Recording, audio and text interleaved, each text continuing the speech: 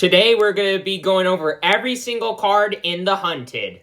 Hello and welcome to the table, and let's get into this set review, starting off with the Fabled Schism of Chaos. This Fabled 3-pitch legendary Chaos Resource Gem, so can only be played in Arakni. It reads, when this is pitched, each hero shuffles, then puts the top card of their deck face down into their arsenal. Just some good, fun chaos. Don't really know exactly how good or not good this card's going to be, but it's a Fabled. It looks really cool, so at least there's that. Then there is Mary. I love Mary, and I love everything about this deck. It's a Chaos Assassin hero with 4 intellect, 40 health, and it gives your attacks that are stealth, that are attacking a marked hero, +1 power, and when this hits, it gets Go Again, which is sweet, because stealth attacks are very well known for not having Go Again.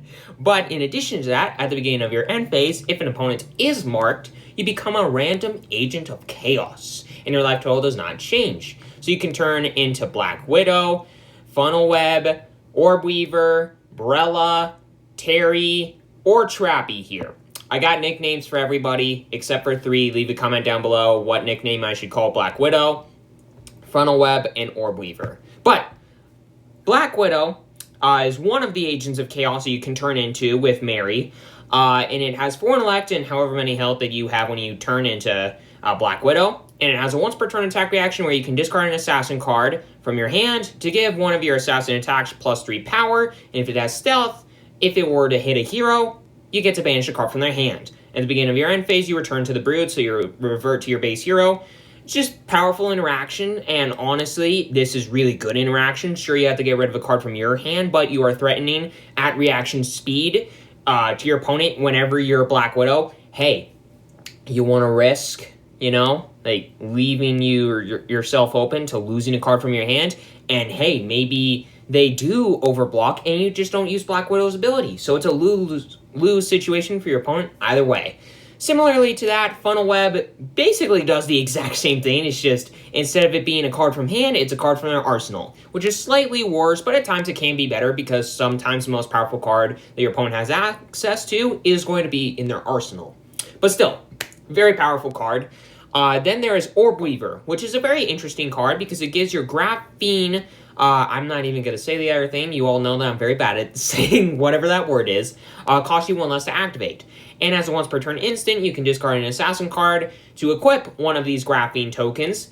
And then your next attack with stealth gets +3 power. And like all agents of chaos, they return to the Brood, revert to your base hero at the end of every turn. So these Graphenes are pretty powerful in my opinion. They have stealth, which all of the agents of chaos and Mary themselves all care about stuff with stealth, except for one, but we'll get to that here in a second. But Graphene's a really good card because it has stealth, and so much of what Assassin is doing cares about stealth. Plus, it only costs 1 resource to attack with it, which is also sweet. It comes in for 1 damage, and if it's attacking a marked hero, this gets Go Again. So that's really good. It gives you kind of like a way to chip in little points of damage throughout the game and get advantages guaranteed off of all your ways to pump stuff with stealth, whether it's with the actual cards in your deck or with some of your agents of chaos, like Orb Weaver here.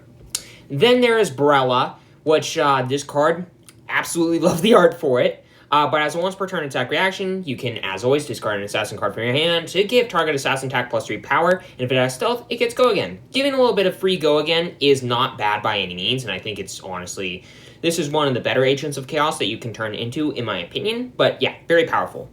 Then there is Terry, who, I mean, you gotta love Terry. Look at him. Look at him. He's not terrifying at all, right? Right? But anyways, whenever a dagger you own hits a hero, they lose a life. So it gives a little bit of extra like pain and damage to your opponents. A lot of the time, your opponents don't really want your daggers to hit, especially in this deck, which, again, we'll get to why that is here in a second. But it's very good because you're getting even more damage out of your daggers, and a lot of assassin cards, or a lot of cards that assassins have access to, especially in this set, throw your daggers at your opponents and cause them to lose life. And Terry here says, hey, you're going to lose some life, you're going to get the on hit, of whatever that dagger is, and you're going to lose some extra life thanks to my abilities, so you're welcome.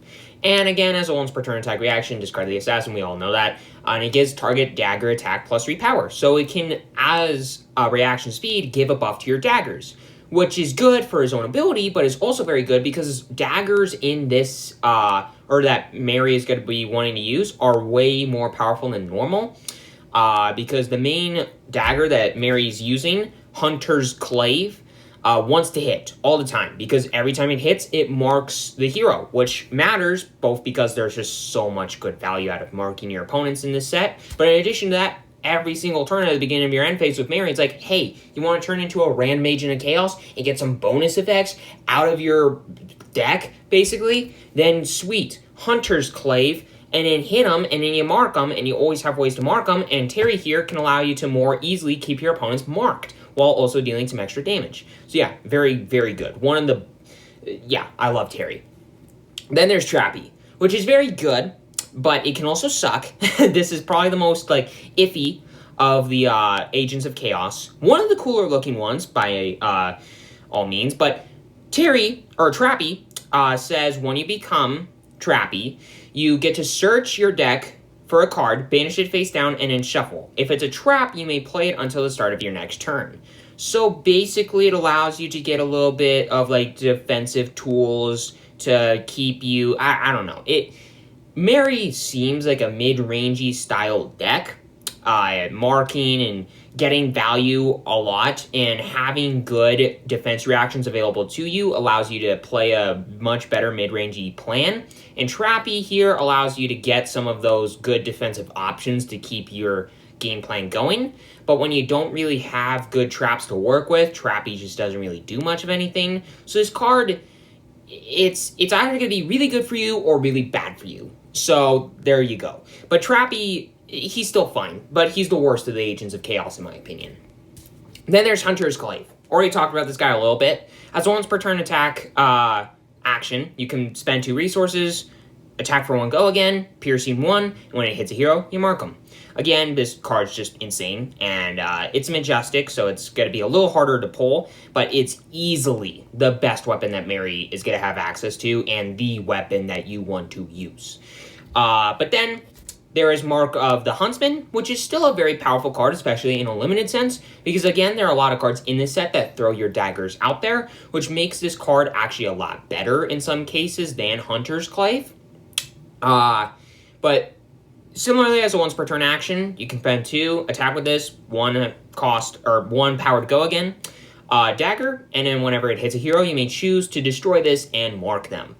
And then if this is attacking a marked hero, it gets +1 power, so it's coming in for a little bit more damage. No matter what, Mark of the Huntsman is going to usually do good stuff for you in a limited environment. Outside of that, Hunter's Clave is definitely the better option, because it's just better. It doesn't destroy itself. But in a limited sense where you're going to be throwing your daggers, and you're more likely to be equipping the Graphenes from Orb Weaver and some other cards that Arakni has access to, this card is honestly going to be better for you. So I do like this card because it's going to be really good and limited, and yeah, it's just really well-designed card in my opinion. Then there is Mask of Deceit. This is honestly a really powerful card. It is Arakni, a specialization, and it blocks for 2 Blade Break, and when this defends, you become a random Agent of Chaos. If the attacking hero is marked, instead you choose the Agent of Chaos. So, this card allows you to take the randomness out of your random transformations from Mary, and basically say, hey, you want to get rid of that card that's been staying in your opponent's arsenal maybe a little bit too long? Funnel Web.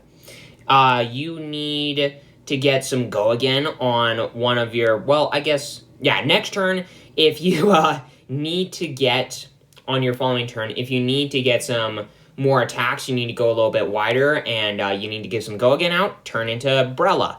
But, this card, it seems very good to me. It blocks for 2, which is great, and it can give you basically a kind of get out of jail free card, depending on the situation. If you need certain things, and Agent of Chaos can allow you to get that thing, then this card's amazing. So yeah, it just seems like a very powerful card to me. And hopefully it won't cost $1 million because I really want to build Mary. But anyways, then there is Kiss of Death. This card is really good. Like I've already said, that there are cards in this set that throw daggers, and there have been plenty of cards in the past that throw daggers, and this card is an assassin attack action dagger. So technically, you can throw this with effects like, what's the card? I don't remember it off the top of my head, but an equipment from Outsiders. But there are so many cards that you can throw this with, and then when it hits a hero, they lose a life. So this is a 0 cost, 3 attack, stealth, no go again, 3 block. All good on-rate stuff. It doesn't have go again, but hey, if you're Brella or you get some good stuff going on with Mary, then great, this can get go again. But when this hits a hero, they lose a life. So if this hits, it's a 0 for 4. But then if you play something that throws a dagger, you can throw this, and then they lose another life. And I'm not exactly sure how it would work if you throw 3 damage with Kiss of Death. Like you throw Kiss of Death for 3 more damage at your opponent, and then they lose another life. Not 100% sure how that works. I would assume that's how that works, and if so, this card is absolutely cracked, and it's probably going to cost like $20+ a copy. And yeah, that's probably how that works now that I think about it. But yeah, Kiss of Death is incredibly powerful. And honestly, like, some of the most insane art in all of Flesh and Blood. I mean, look at all of the stuff that's going on there. It's insane. Then there is Under the Trap Door. So Trappy's got some weird glitchy shit going on, and this card screams that. And it seems like an honestly okay card.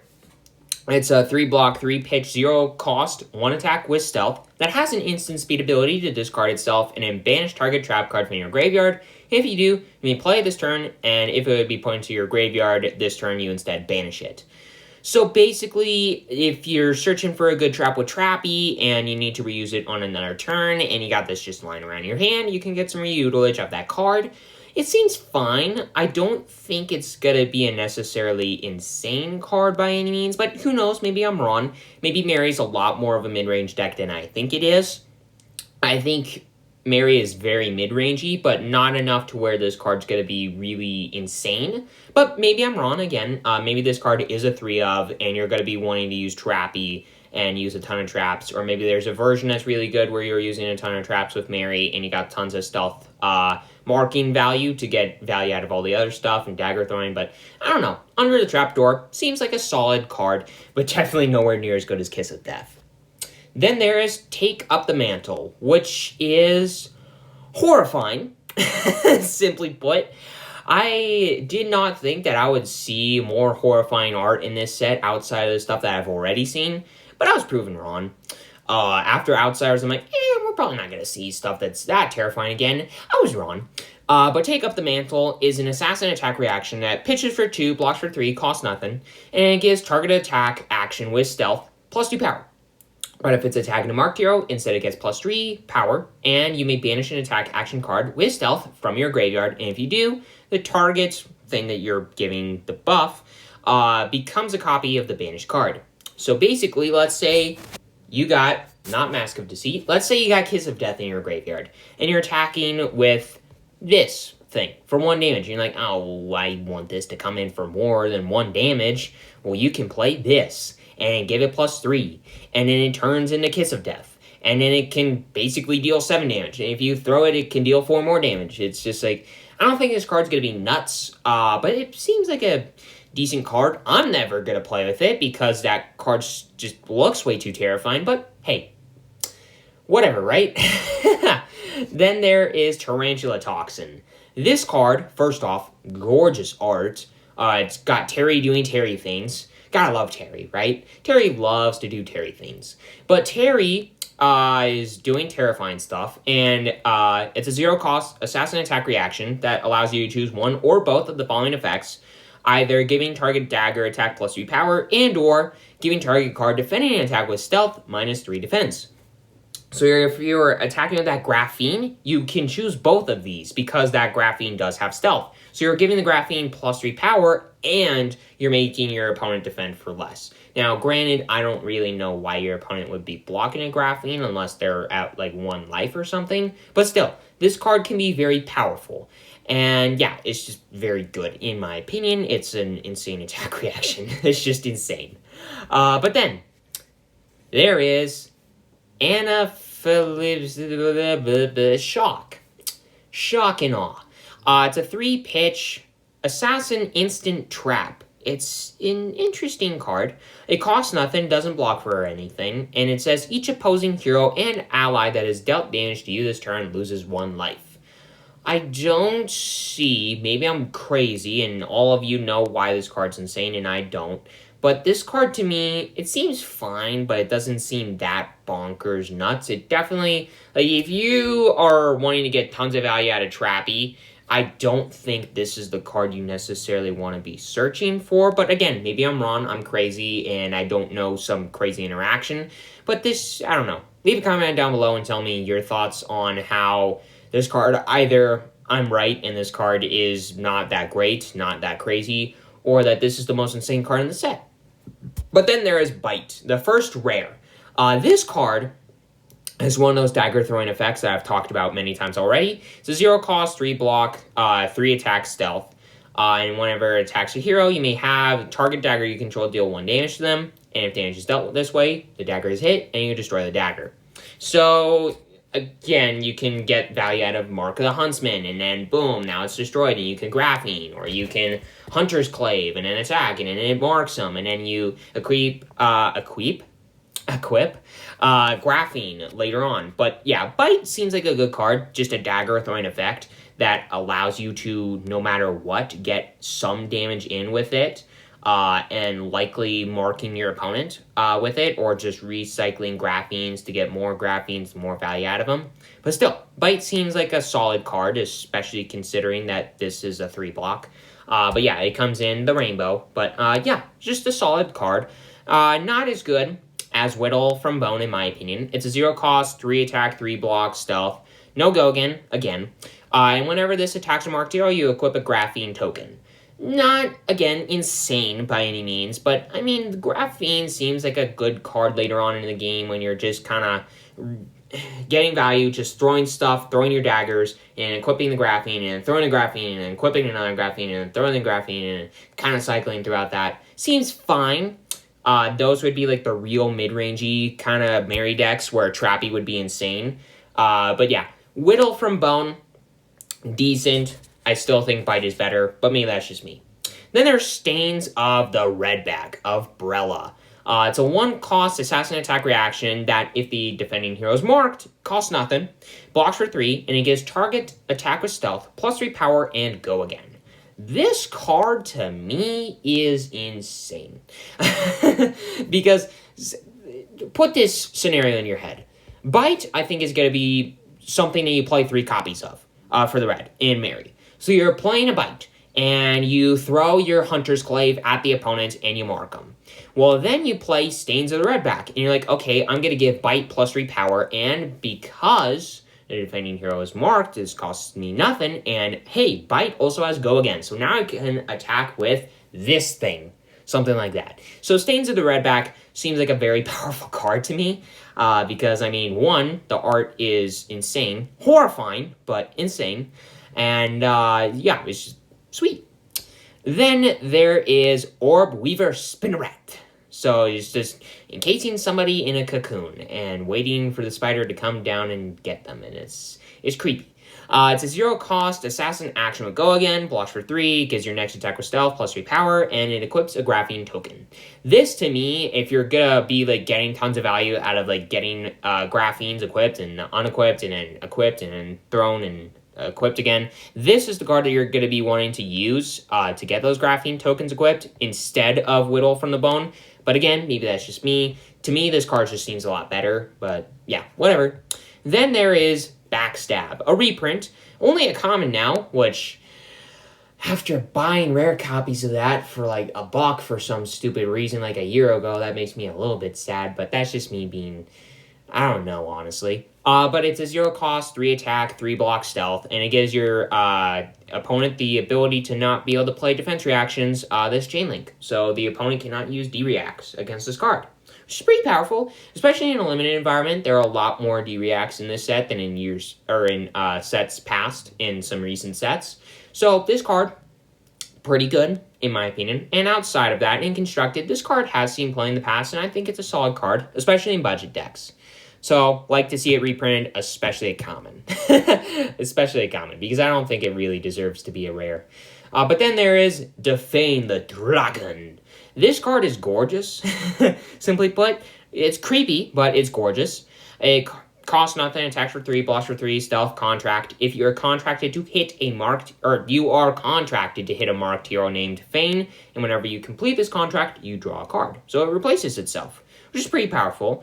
And I don't really know how easy it's gonna be to do this, to pull this off in the magical Christmas land of getting the opposing Fang mark to then draw a card and having go again to take advantage of that card, or just putting it in the arsenal and not having to give this go again. But I don't know, Defame the Dragon, it's fine. Then Extinguish the Flames, same thing but with Cindra. And the art is creepier. Definitely a lot creepier. But then Mark of the Black Widow. This card is kind of nuts. It's a 0 cost, 3 attack, stealth. I mean, you all know it at this point. Whenever this hits a marked hero, they banish a card from their hand. That's insane. That is so insane to me at a common. Because, I mean, sure, it's not a break point. So the opponent can just block with one card, and if you have no attack reactions, then shoot. But assassins are known to buff the ever-living crap out of their stuff, and there are plenty of ways to do it in this set. I mean, I've already shown you tons of ways, and there are plenty more to come. But Mark of the Black Widow, to me, seems nuts. Like, hand disruption. And if you have Black Widow out, well, then boom, you discard a card, give this a +3 power buff, and now you have the potential to get rid of 2 cards from the opponent's hand. And then they're down tons of resources, and if they block to make sure that the opponent, or that you don't do this, they're still going to be down tons of resources, and maybe you buff it more, and then they have nothing to do, and it goes right back to you. This card to me just seems really good. Probably one of the better commons in the entire set. Even though the opponent has to be marked, I think it's easy enough to where this card is just going to do work, especially for a common. Then there is Mark of the Funnel Web, which it's the same thing, but with a card from their arsenal, which is not as good in combination with Funnel Web.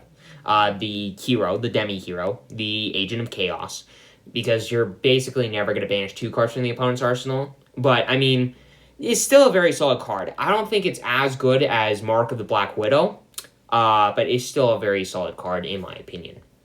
Then there is Mark the Prey. And whenever this hits a mark hero, or whenever this hits a hero, you mark them. So that's really good, because if the opponent's marked and you hit, well, the opponent's no longer marked, but this card says, hey, I'm just going to remark them. So it allows you to get some damage in on your opponent and still be able to turn into an Agent of Chaos at the end of your turn with Mary's ability, which is really good. And the art is creepy, but it is cool if you look at everything that's like the top 66% of the art. But anyways, then there is Plunge the Prospect.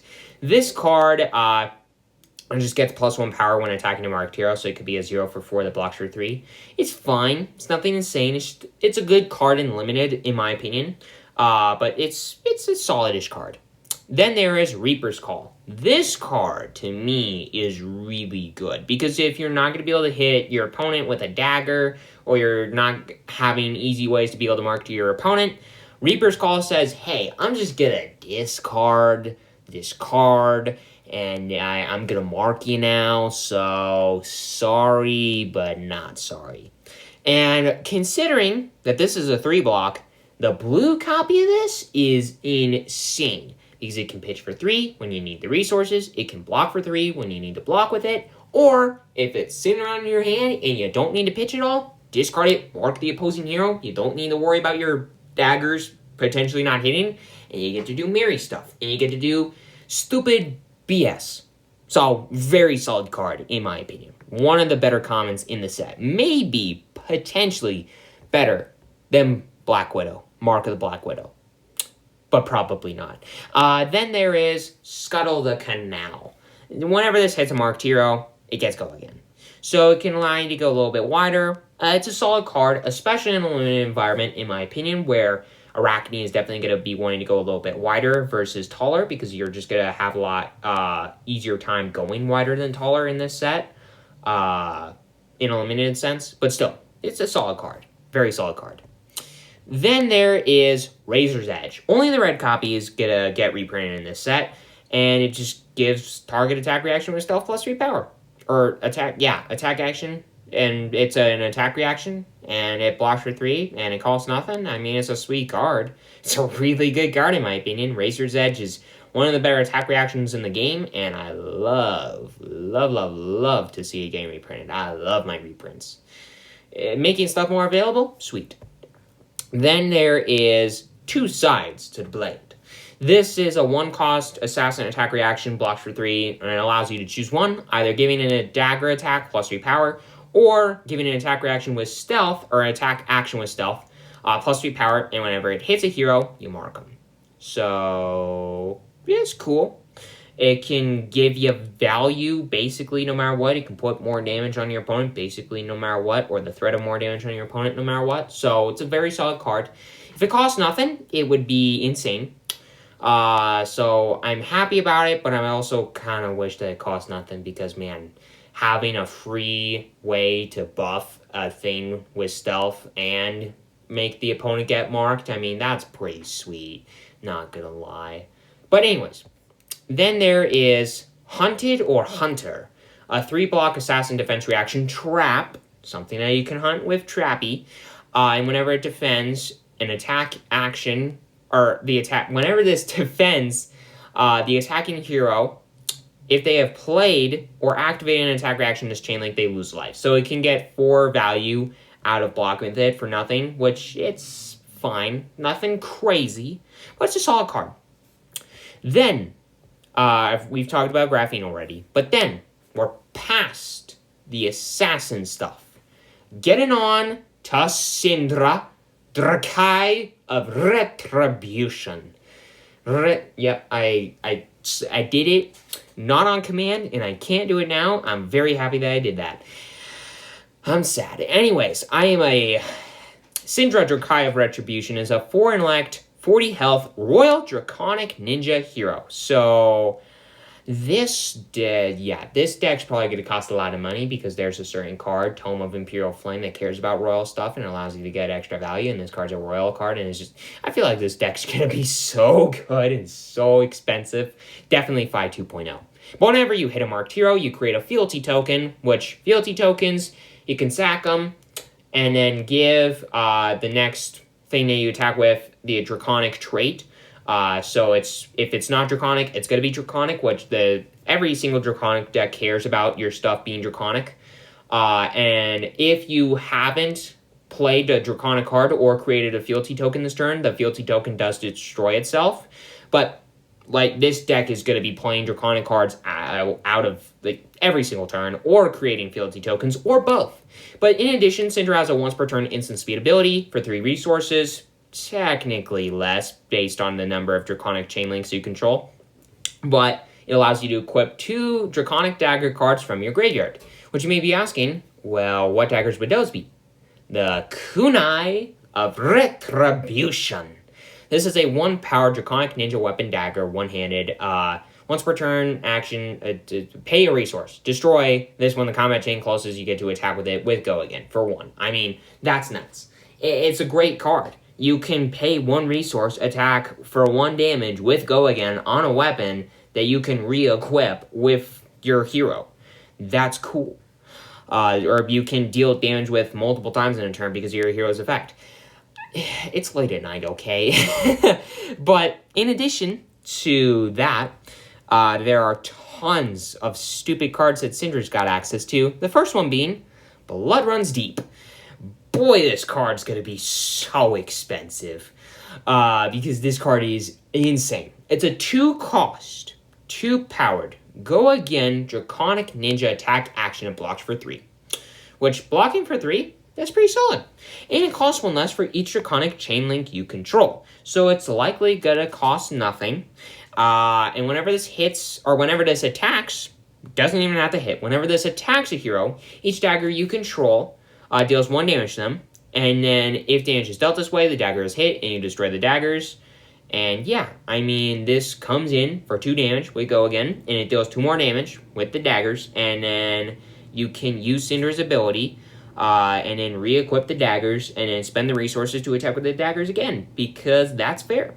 Yeah, this card's nuts. And you can play it, even if you only have 1 Draconic Chain Link, thanks to something like Ignite. You can play it Ignite, and you can play it Blood Runs Deep. Why is that? Because Ignite is a 0-cost, 2-attack, go again, ninja Draconic attack action that blocks for 2, and it's got go again, and whenever this attacks, the next Draconic card you play or activate this combat chain costs 1 less to play or activate. That's nuts. You can have a dagger, cost nothing, or you can have a Blood Runs Deep, cost 1 less, and you can play it right after an Ignite. Or with the 1-cost cards that you are going to be playing in this deck that you can't reduce to what you want them to be, Ignite can make them cost less, and then you don't have to spend more resources. You can just go wider, which is nuts. Even though it only attacks for 2, it's still a very solid card. Then there is Demonstrate Devotion, the first rare, and it costs 1, it attacks for 4, it blocks for 2, and if you control 2 or more Draconic Chain Links, it gets go again. Whenever this attacks a hero, you create a fealty token. Honestly, kind of a cracked card, especially with Ignite.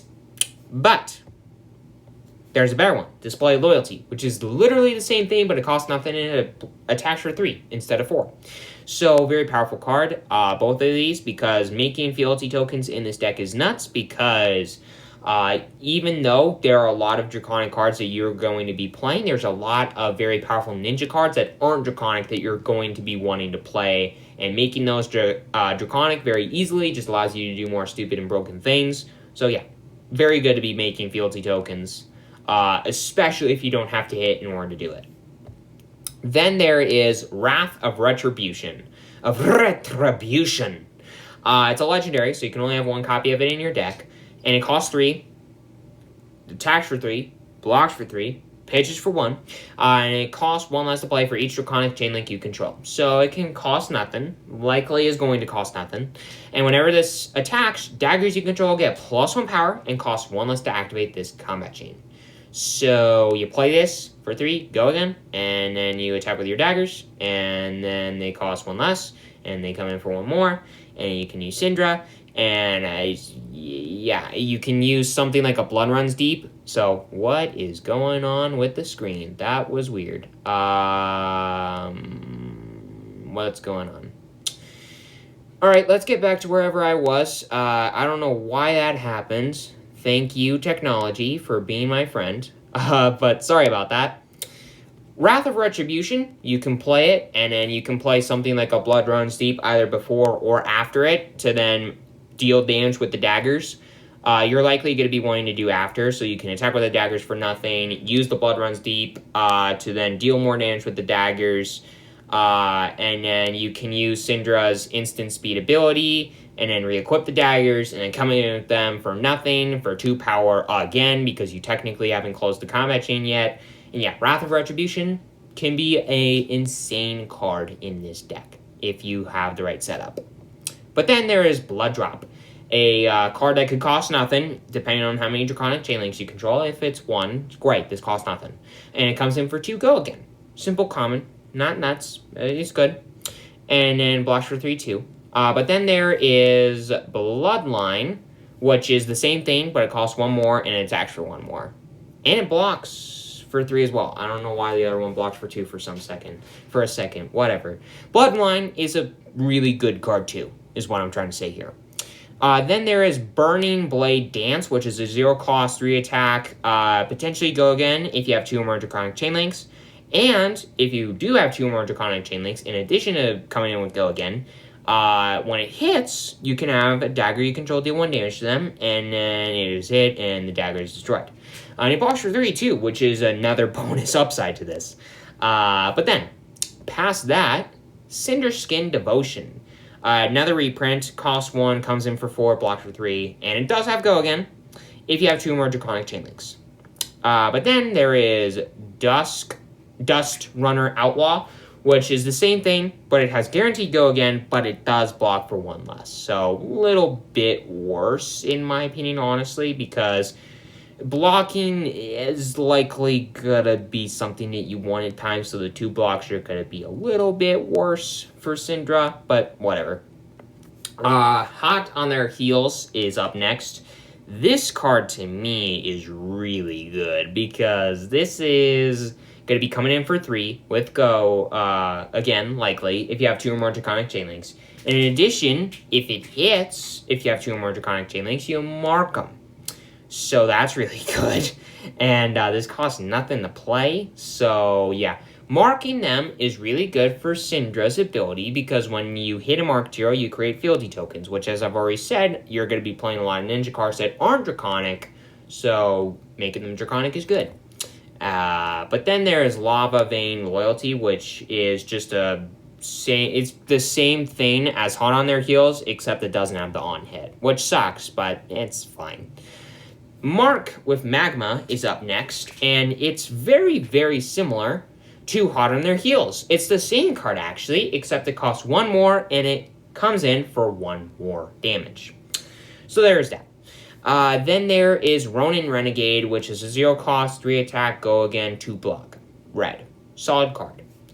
Then, finally past the Draconic stuff, into Just Ninjas. Just Ninja attacks. This is a 0 cost Majestic Powerhouse. Comes in for 4, blocks for 3. Art of the Dragon Blood. Whenever it attacks, if it's Draconic, it gets Go Again, and the next 3 Draconic cards you play this turn cost 1 less. That is dumb, because, I mean, there are a lot of cards that Cindra is going to be running that can cost a resource, or sometimes even more, and you're not always going to be able to reduce them down to nothing. And instead of having to pitch to play those cards, this card can allow you to make them cost nothing when they otherwise wouldn't, which is great. So yeah, I mean, it's a Majestic, and it's got gorgeous art, and it's gonna cost $20. I'm joking, sort of. But then there's Devotion Never Dies. Sorry, but Devotion Never Dies is a pretty sweet card. It's sort of like Gun in a Flash. I think it's slightly better, not because it's a better card. I mean, it is in some senses, not in others, but Devotion Never Dies to me just seems like something that's going to put Cindra over the top for some reason. I just have a really bad feeling about Cindra, and I feel like this is going to be a cog in the machine that's going to make Cindra go way too nutso, and it's going to be Zen 2.0. I'm a little bit scared about that. But yeah, Devotion Never Dies to me is a really powerful card. It's a 1 cost, 4 attack, Go Again, 2 block, ninja action attack. And whenever this hits, if it's Draconic, or if a Draconic attack was the last attack, you banish this, and if you do, you can play it again this turn. So basically, you can recycle it, attack with it again and again and again and again and again. So that's really good. That's really good. But yeah, anyways. Prowess of Agility is up next. This is probably one of the worst Majestics in the entire set. Probably is, honestly. But Prowess of Agility is a 0 cost, 3 pitch, 3 block, ninja action aura, does not have Go Again. Whenever you attack for the 4th time during a turn, you destroy this and then draw a card. Pretty solid. And at the beginning of your end phase, if you haven't attacked 3 or more times this turn, or 3 or more times this turn, then you destroy this. So, not great. Does require some setup to replace itself, and yeah, to me, it's just way too slow. I don't think it's ever going to be played in Cindra. Maybe in other decks, but I don't really see a deck that would want this besides maybe Katsu, because Katsu is a little bit more mid-rangey, but even then, I'm not sure. But leave a comment down below. But then there is Art of the Dragon Claw. This is a 1 cost, 5 attack, 3 block, that whenever this attacks, if it's Draconic, it gets a sweet on hit, that destroys all cards in their arsenal. And then Art of the Dragon Fire is the same thing, except if it's Draconic, you deal 2 damage to any target when it attacks. Which is kind of dumb, not gonna lie. But then there is Art of the Dragon Scale, same thing, but if it hits, you get to put a -1 defense counter on an equipment they control on the opponent as equipment.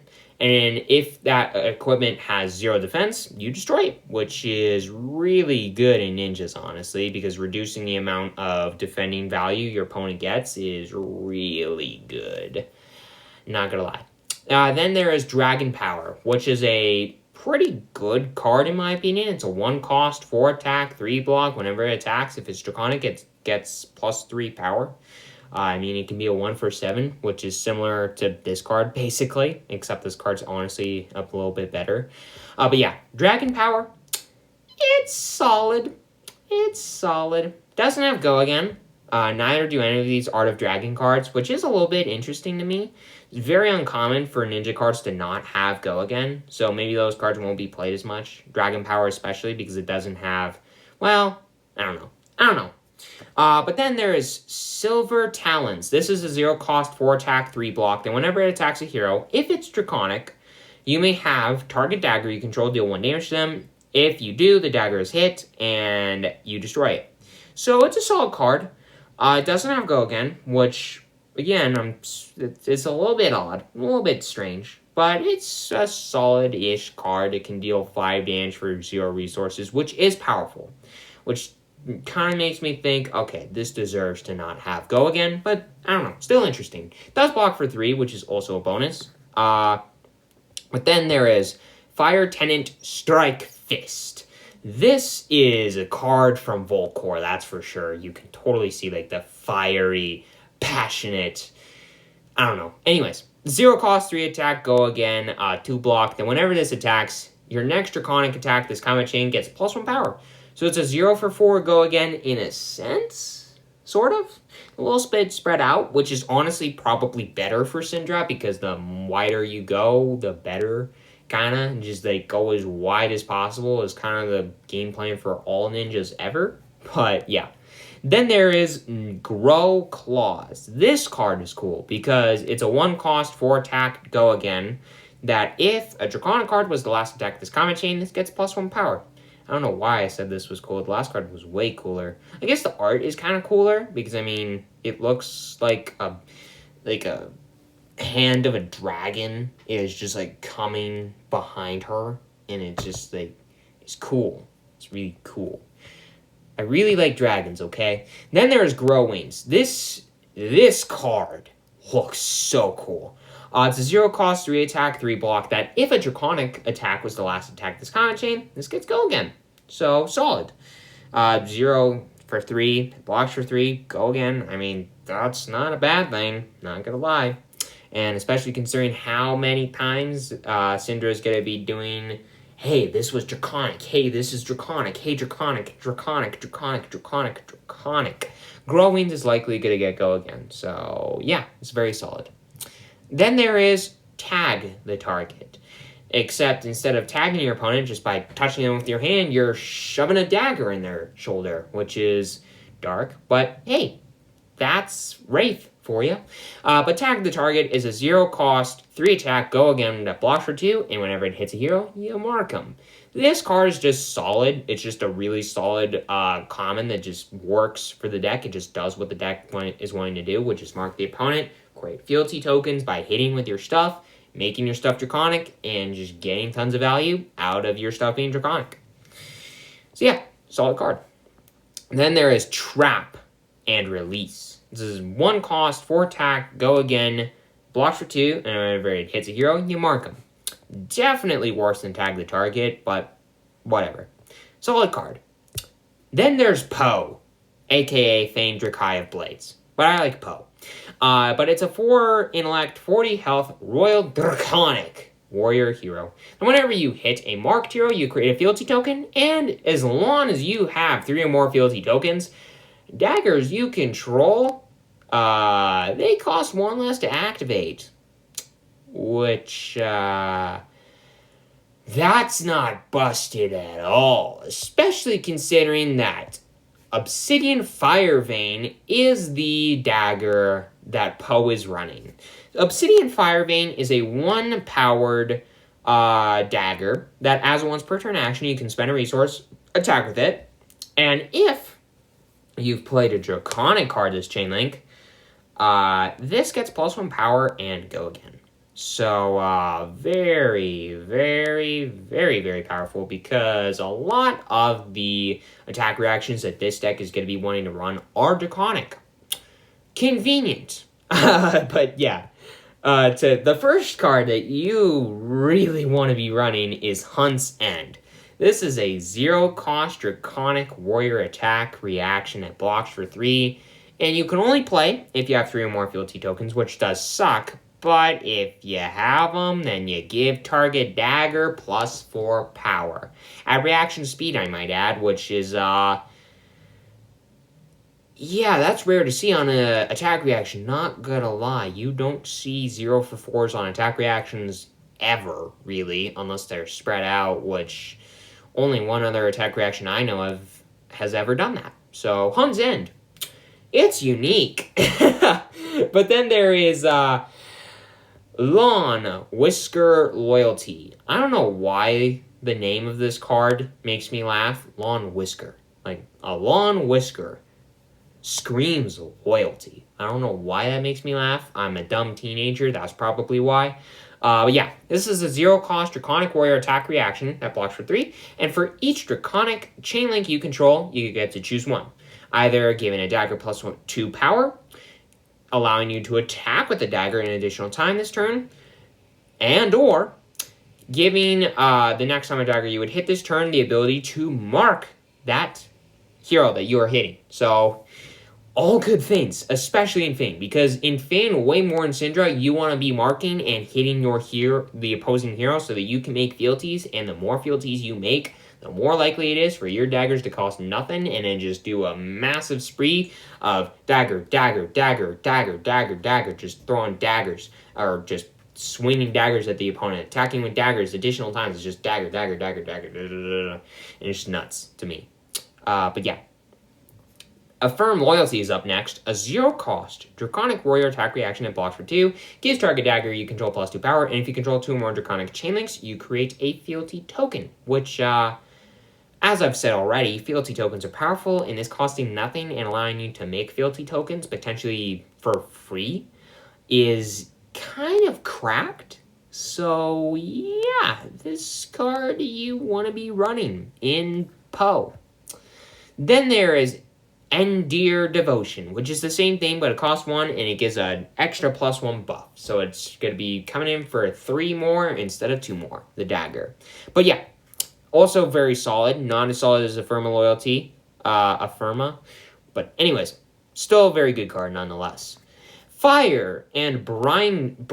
Gosh, why do I record these videos so late at night? Fire and Brimstone. It's a 2-cost Draconic Warrior attack reaction that is a legendary, so you can only have 1 copy of it. And it costs you 1 less for each Draconic Chain Link you can control. But it gives daggers you control +1 power, and you may attack with each of them an additional time this turn. Again, going wide in this deck seems good. Not gonna lie, seems good. As I read these cards more and more, I'm falling in love more and more with Poe. Though I think 90% of that is because I call him Poe, and he is literally a dragon warrior. So, yeah. Anyways, Blistering Blade is up next. It's a 0-cost Draconic Warrior attack reaction that gives target dagger attack +2 power, and if you control 2 or more Draconic Chain Links, instead it gets +3 power, which is, whoo-wee! It is, that's good, because, I mean, 0 for 3, that's a common attack reaction that's doing this, and it has basically no downsides. I don't know, to me, it's very good. Not nearly as good as this card, but it's still very good. Brothers of Flame is up next. It's another attack reaction, who would have thought, and you can only play it if you have 2 or more Draconic Chain Links, and it costs you 1, and it blocks for 3, and it gives target dagger attack +4 power. this card's better. Even with the downsides, this card's better. Or not better. Not better. Brothers of Flame is not better. But still, if you're playing a more budget version of Fang, this card to me I feel like is going to be 50 times cheaper than this card. So, just a thought. But then there's Dynastic Dedication. This card, first off, the art just looks really cool to me. Well, to be fair, I say that about a lot of cards. But, hey, it's another attack reaction that gives a +2 power buff to a dagger. And costs you 1 less to play for each Draconic chain link you can control. So, all good things. Though, one thing that I am noticing about Poe is that he has the ability to combo and output so much damage, but his blocking capabilities for his Draconic cards, they suck. Like, they really, really suck. Anyways, we got Imperial Intent up next, which, remember when I said that this set has a lot of really good art? Well, I'm going to say it again. This set has a lot of really good art. This is a 1-cost Draconic Warrior attack reaction that does cost you 1 less to play for each Draconic chain link you control, and it gives target dagger attack +2 power. So basically, you can come in with a dagger for 1 resource, play this, and now it's coming in for 3 more damage. And technically, because of Obsidian Firebane's own ability, it's going to be coming in for 4 damage, and it's going to get go again. So that's all good things. But then there is Scalding Iron, which is a 0-cost, 2-block Draconic Warrior attack reaction. It gives target dagger attack +X power, where X is the number of Draconic chain links you control. You know, it's usually only ever going to be 2, but I can definitely see you running some Draconic attack actions in Fang to make sure that you can pull off the whole, if you have 2 or more Draconic chain links, all those kind of cards, some red or some like 0-cost attack reactions that are Draconic. I feel like Poe, Fang is going to be one in play. So this card could potentially buff the dagger by a little bit more than 2 damage. But usually it's only ever going to be 2. But still. Then there is Searing Gaze up next. This card is got some of the craziest art in the game, in my opinion. And it's only a common. So, I mean, you're going to be seeing this. I don't know what to call this. It's a masterpiece. But you're going to be seeing it a lot. But this is a 0-cost Draconic Warrior attack reaction that, get this, blocks for 2, and it gives target dagger attack +2 power, and if you control 2 or more Draconic chain links, it gets 1 that hits a hero, you mark them, which it's very good in Poe. Again, more so than Cindra, Poe wants to be marking the opponent, and this card does that very potentially easily. But then there is Sisters of Fire, which is a 0-cost Draconic Warrior attack reaction that blocks for 3. Thank goodness. But you can only play it if you have 2 more Draconic chain links, which sensing a common pattern here. And it gives target dagger attack +3 power, which is really solid, honestly, in my opinion, because, I mean, if you play something like a run, like, it's a 0-cost, it's getting reprinted in the set, it's a 0-cost 4 attack, like 2 block that says, as long as you've played another red card this turn, it gets go again. If you play something like that, and then a Sisters of Flame on a dagger, then boom, you got the 2 Draconic chain links, you can play this, and then you come in for 5, and it's, yeah, really good. Anyways, Sizzling Steel is up next. It's a 1-cost Draconic Warrior attack reaction that's back to only blocking for 2. Dang it. But it gives target dagger attack +3 power. And if you control 2 or more Draconic chain links, it instead gets +4 power. Honestly, this is probably one of the weaker cards that Poe has access to, but maybe that's just me. But then there is Stabbing Pain, which is got some other, it's got art again. It's a 1-cost target dagger attack, gets +3 power. And if you control 2 or more Draconic chain links, when it hits, you mark them. It's another kind of Searing Gaze kind of effect. It's fine. Nothing crazy, but it's fine. Then getting into the Warrior cards, which, man, there's a lot of those. We got Kabuto of Imperial Authority up first, which blocks for 2. It's got Blade Break, and whenever this defends until the end of turn, opponents cannot attack with weapons, which is That's a line of text. I don't know. I think I've talked about this card on the channel before. I honestly don't know. I've been talking about cards way too much in the last couple of days. But this card is just really solid because, I mean, against other warrior decks and against certain ninja decks, like, I don't know, Cindra. Against some assassin decks that really care about their daggers, maybe like a certain Mary. Yeah, this card is gonna do a lot of work. And yeah, probably cost a pretty penny too. It's a good legendary. Jagged Edge, though, this card, I don't know what that monster is in the background, but it looks like a cooler looking Rancor from Star Wars, so sign me up for whoever created this. Like, I want more of your art. I want to see some of the monsters that you've been cooking up. But Jagged Edge is a 1-cost warrior attack reaction that blocks for 3. Back to blocking 3. Every warrior card is going to block for 3, in theory. I don't think that's true. Now looking at it, there is a card that only blocks for 2 coming up. But this gives target warrior, or target weapon attack plus 3 power, and damage that would be dealt by this cannot get prevented. Which, against Enigma, which is only an okay deck right now, not like one of the better decks in the entire game, that's really good, because warriors really want their stuff to hit, and Jagged Edge making sure that Enigma cannot screw you over, it's good. It's really good. So yeah, I like this card. Cost 1, which I'm not a huge fan of, but, you know, I'm really greedy that way. But then there's Provoke, which I've also talked about this card before. I know that for a fact. It pitches for 3, blocks for 3, costs 1. It's a warrior attack reaction. And it can do some hand disruption depending on, well, I mean, no matter what, when you're attacking with a weapon, then the defending hero has to reveal a card from their hand. And if it's an action card that gets revealed, you add it to the chain link defending your weapon. But if it's not an action, they discard it. So it's a fine card. It's a fine card. It's good interaction, in my opinion. But then there's Sharpened Senses up next, which, yeah, this card can be good. It's a 0 cost. It's probably one of the worst Majestics, actually, honestly, thinking about it. Pitches for 2, blocks for 3, costs nothing, got Go Again, it has Go Again, and your weapon attacks get +1 power for the turn. And if their power is greater than twice their base, they get Go Again for the turn. Because at the beginning of your end phase, you do have to destroy Sharpened Senses, which does kind of suck, but to be fair, if this always stuck around, giving your weapons permanent buffs and ways to permanently always have Go Again, I mean, yeah, I can see that being a little bit unfair. Just a little bit unfair. But then there is Diced, which is a 0 cost warrior attack reaction. It gives 1 dagger +1 power, and your next dagger +3 power, which, this is a rare, and it gives a +4 buff out.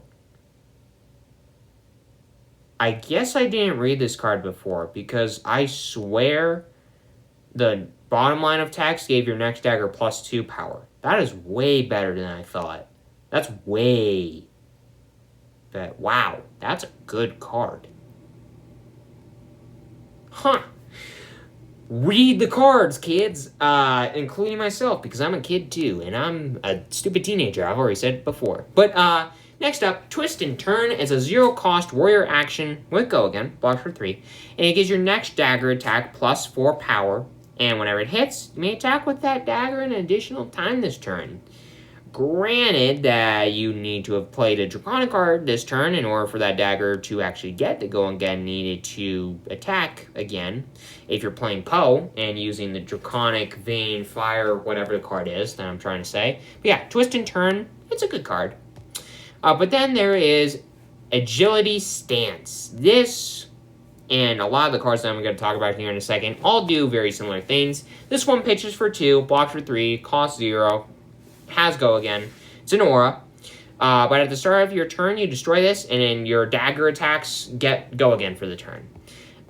Flurry Stance is the same thing, but it only pitches for 1, and instead of giving your daggers Go Again, you can attack with each dagger you control an additional time this turn. And then Power Stance is the same thing, except it pitches for 3, and it gives a +1 power buff to dagger attacks for the turn. So, all solid cards. And they all block for 3, which is nice. Cut Deep is up next. 0 cost, warrior action, gets your next dagger, +4 power. It's got Go Again. It's a solid card. The art is wild. And, you know, flesh and blood like. But, yeah, yeah. That's not the red one. Hunt a Killer is up next. It's a 1 cost, Go Again, warrior action with a 3 block capability. It gives your next dagger attack +4 power, and whenever it hits a hero, you get to mark them. Which is fine, but I mean, I guarantee there's some better ways to do it. You know, like Sworn Vengeance costs nothing. It gives a +3 buff instead of a 4 buff, but it costs nothing. And you still get to mark the hero when the dagger hits. So, yeah, Sworn Vengeance is better. I'm greedy. Anyways, Knife Through Butter. It's a 1 cost, warrior action, got Go Again, blocks for 3. And it gives your next dagger +4 power. Whenever you attack a marked hero this turn, the attack gets Go Again. So, yeah, that's good. That's good. So, yeah, that's a solid card. That is a very solid card in some senses. For 1 resource. I mean, if you don't have ways to give your daggers Go Again, giving guaranteed Go Again, yeah, I mean, yeah, it's good. Point of Engagement is up next, and it's a 0 cost warrior action, Go Again, blocks for 3, gives your next dagger +3 power, and until the end of turn, your attacks get +1 power while attacking marked hero. Similar to the Knife Through Butter, but a little bit better. Well, yeah, likely going to be a little bit better. Most of the time, probably going to be a little bit better. But then, we are getting to the Draconic Cards. Starting up, I got Dragon Scalar Flight Path. This card, first off, holy does this card look good. But second off, this card's kind of cracked. Blocks for 1 Battle Worn, and it can be played in every Draconic deck ever, which is a lot at this point. I think it's 4, which is not as much as I thought, but anyways. It has this instant speed ability for 3 resources, but, I mean, it costs 1 less to activate for each Draconic chain link you control, so, yeah, it's usually going to cost nothing. But you can destroy it to then give target dagger or Draconic attack Go Again. If it's a weapon or ally attack, you may attack with that weapon or ally an additional time this turn. Which, there's a lot of stuff that has to do with allies, which, one, makes me think, hey, maybe there's going to be allies in Draconic cards in like the next set, or there's going to be ally stuff going on in future sets, which is interesting. But in addition to that, there's a certain Queen of the Dragons who is now in LL and getting support from a lot of these. If it's an ally, you get to do more stuff with the ally. So, I don't know. I don't know what I'm talking about. This card's just good, basically, is what I'm trying to say. It's sort of like a Snapdragon Scalar's like effect. Better in some ways, worse in others, but still a very solid card. Then there's Vow Vengeance, which is the headpiece, Heart of Vengeance, the chest, hand is the hand, the arms, path is the legs. They all block for 1 Blade Break, and as an attack reaction, you can destroy them and get some kind of effect. The Vow marks target Arakni. The Heart gives the next attack that targets an Arakni the ability to cost 1 less to play or activate. The hand gives a buff, a +1 power buff to the thing if it's an Arakni coming in. And the path gets Go Again, gives Go Again to the thing that's targeting Arakni, or if it's going at Arakni. So yeah, in Limited, Arakni is definitely going to be kind of a target. There's going to be a target on his back, which one makes sense lore-wise, but also because Arakni, I mean, if there were not cards that basically made him weaker, or targeted him specifically, then, yeah, that would not be good. Because Arakni, I think, is a lot better in Limited than these other 2 decks, than Cindra and Poe. But then there's Coat of Allegiance, which is a Draconic equipment chess piece. Blocks for nothing, but as an action, you can destroy it, gain a resource, and until the end of turn, you may only play cards that are Draconic. And it's got Go Again, so you can use the action and, actually do more stuff on your turn. But this effect is sort of similar to a certain Oath of Loyalty, which also reads, when this is played until the end of turn, you may only play cards that are Draconic. And this can only be played if it's the first action on your turn, and it comes in for 4 damage with Go Again, blocks for 3, and it costs nothing. So, I mean, it's a solid card. Now, this does say you can only play cards that are Draconic. So if you have fealty tokens lying around and you're playing Cindra, you can still play your entire deck. So Oath of Loyalty can be very good for you. In Poe, you're going to be using your daggers, and the only cards that you're going to be playing that are attacks that you're going to be playing, pretty much everything that you're going to be playing in Poe is going to be Draconic, so yeah, Oath of Loyalty, very good card for both of the decks. Maybe slightly better in Cindra, because Poe is going to be playing a couple of cards that aren't Draconic, but yeah, whatever. Oath of Loyalty is a good card, is what I'm trying to say.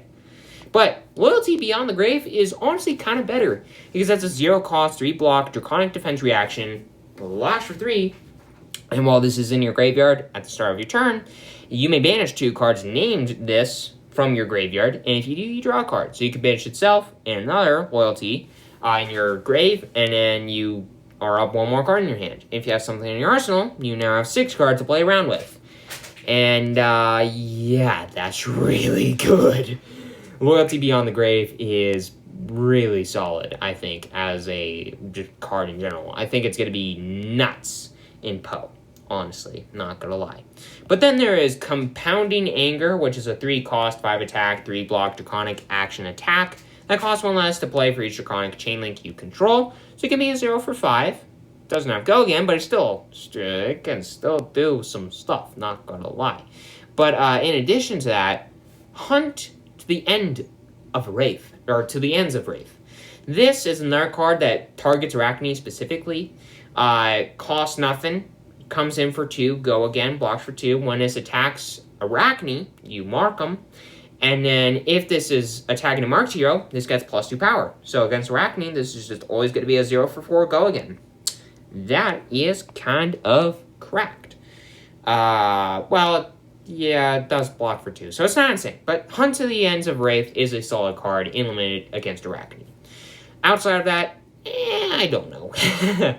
But then there's March of Loyalty, which is a 0-cost, 4-attack, 3-block. If you've created a fealty token this turn, it gets Go Again. So, yeah, it's a solid card. Not as solid as some other stuff that we're going to get to here in a second, like a Blaze Headlong, the card I was trying to think of earlier, which I've talked about. But yeah, this reprint's sweet, and I think it's a little bit better than this card, but that's just me. But then Bubble to the Surface. This card, I don't know if it's going to be good right now, but I have a feeling that this is going to be really good in the future with some weird deck that cares about getting rid of its whole deck and then doing some dumb combo. But Bubble to the Surface, it's a 2-cost Draconic instant that costs 1 less to play for each Draconic chain link you can control. And you reveal cards from the top of your deck until you've revealed a red card. You banish it, you may play it this turn, and you shuffle. I don't know. I have a feeling that, I don't think this card's going to be really good right now. I don't think there's any reason why you would play this card right now. But I feel like down the line in the future, there's going to be something that makes this card good. And I don't really know how to explain, but I just have a bad feeling about this in the future. I've got a bad feeling about this. If you get Star Wars and you understand the joke, if you don't, then watch Star Wars. But anyways, Drop of Dragon Blood is the next Draconic card that I'm going to be talking about, and my god, I love this card. It costs 2, it's a legendary, so you can only have 1 copy of it in your deck, and man, I wish you could have more than 1 copy of it in your deck, but to be fair, that would be unfair. See what I did there? That was funny. But anyways, this costs 1 less to play for each Draconic chain link you control. Spare their lives. What the hell was that? To gain from this senseless bloodshed. I don't know what that was. That scared the piss out of me for some reason. I think that was arcane. Anyways. Whew! I gotta remember that to edit that out. Or not. I honestly don't know. But anyways, this costs 1 less to play for each Draconic chain link you can control. You gain a resource, and you draw a card once you play this. Likely for nothing. So yeah, I mean, you replace itself, and you go up a resource. I mean, man, I wish you could have more than 1 copy of this in your deck. This card is so cool. The art is wonderful. And I'm still really on edge after that video played. I don't know why. But anyways, after that, Rake Over the Coils. It's a 0-cost Draconic instant that gives Draconic attacks +1 power for the turn. This card in Poe, in Fang, in a combo deck where you want to attack with daggers 2 billion times, this card just seems really good. Seems really kind of bum to me, and it kind of scares me. It makes me think that Poe could be good, and I don't want to have to build 2 decks for this set because I'm already broke. But who knows? Rake Over the Coils seems like a very solid card in Poe and Cindra, and every single Draconic deck ever. So anyways, Blade's Headlong, talked about that. For the Drakai is up next. It's a 0 for 4, blocks for 3, and whenever it attacks a marked hero, you create a fealty token. For the Emperor is the same, but it costs 1 and attacks for 5. And then for the Realm is the same, but it costs 2 and attacks for 6. All these cards do very similar things, which is making more fealty tokens, which is a lot better in, what's his name? In Poe than it is for Cindra, but that's just me. I feel like Cindra doesn't need the fealties as much as Poe, but, I mean, both decks really want it, and in Limited, these cards are going to be great, especially for the Drakai, because that card's going to be just a lot easier to play. For the Realm, I mean, all of them are really good, honestly, not going to lie, but anyways. Then Hunt the Hunter is up next, which is a 1-cost, 5-attack, 3-block that says, when this attacks a hero, if you've played another red card this turn, you mark them. So, that's good. Beyond that, Smokeout. Smokeout is a card that honestly kind of sucks. I don't know why all of a sudden Legend Story Studios, it's like, okay, if we make defense reactions, either they're going to be Majestics that block for 4, or they're going to be stuff that don't block for 4, but they're going to only be commons, and they are not going to be really good. So Smokeout I don't really like. It's a 0-cost, 3-block defense reaction that when it defends a red card, you mark the attacking hero. Sometimes in a pinch it can be good, but outside of that, I don't really think this card's great. I'm sorry, but yeah, it's eh. Blessing of Vinserikai. This card, art, man, it is 10 out of, like, it is 50 out of 100 out of 10. I don't know. Blessing of Vinserikai, beautiful art.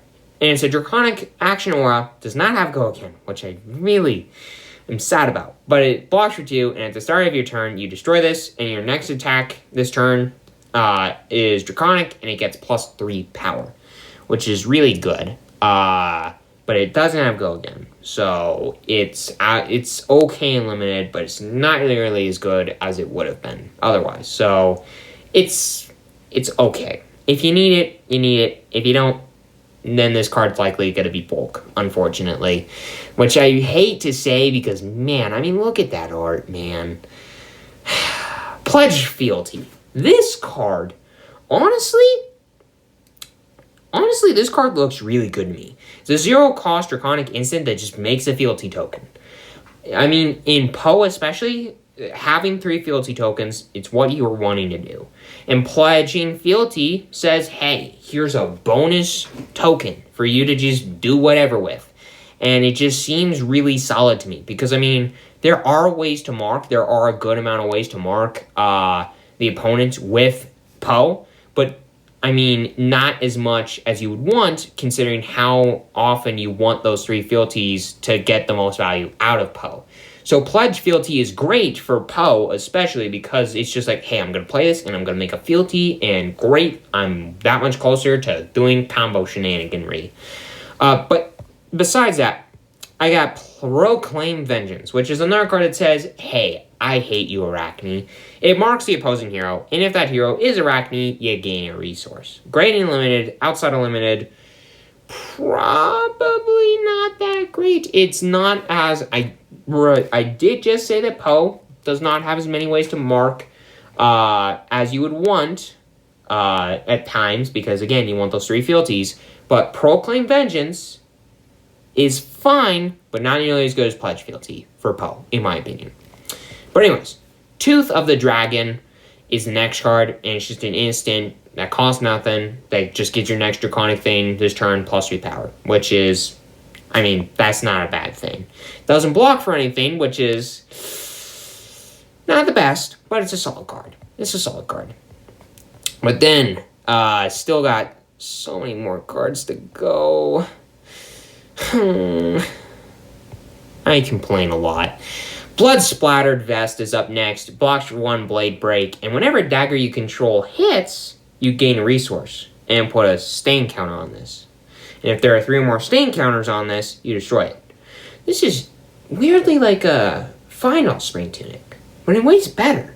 But in ways worse. Because you only get to use it 3 times. But still, Blood Splattered Vest is an interesting card. Because, I mean, it could be really powerful at times. I don't know how powerful because, I mean, I just don't play with Tunic enough to where, like, I don't own Tunic at all, so I don't really know how much worse this card is than Tunic. But, I mean, it doesn't seem that bad of a card. Like, it seems like it can get you some good value. So, maybe that's just me, but I don't know, leave a comment down below. Maybe, like, this is a really good Tunic replacement for Assassin and Ninja decks. Because, I mean, both of those decks really care about daggers. And hitting with those daggers. Especially Assassins. Holy crap. But anyways. Leapfrog Vocal Sack.